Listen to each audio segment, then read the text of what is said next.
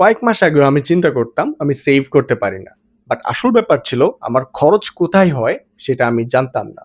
এখন আমার খরচ কোথায় হয় সেটা যদি আমি না জানি, টাকার উপর আমি কন্ট্রোল আনতে পারবো না। এখানে বাজেট মানি রেস্ট্রিকশন না, বাজেট মানি অ্যাওয়ারনেস। সো আমি সিম্পল একটা হ্যাবিট দিয়ে শুরু করি। আমি একটা স্প্রেডশিট ফলো করা শুরু করি এবং স্প্রেডশিটটা আমি আমার ওয়াইফ এবং ভাইয়ের সাথে শেয়ার করি। এখন যেই যত খরচ করে সেই স্প্রেডশিটে তত ইনপুট দিয়ে দেয়। যার কারণে আমি ইজিলি ট্র্যাক করতে পারি আমার টাকা কোথায় কত যাচ্ছে। তাই বলবো আপনিও প্রথম ৭ দিনের খরচ লিখে রাখুন এবং দেখুন আপনার কোথায় কত খরচ হচ্ছে। মাঝে, মাঝে হয়তো আপনি নিজেই সারপ্রাইজ হয়ে যাবেন যে আপনার অপ্রত্যাশিত অনেক জায়গায় খরচ হয়ে যাচ্ছে।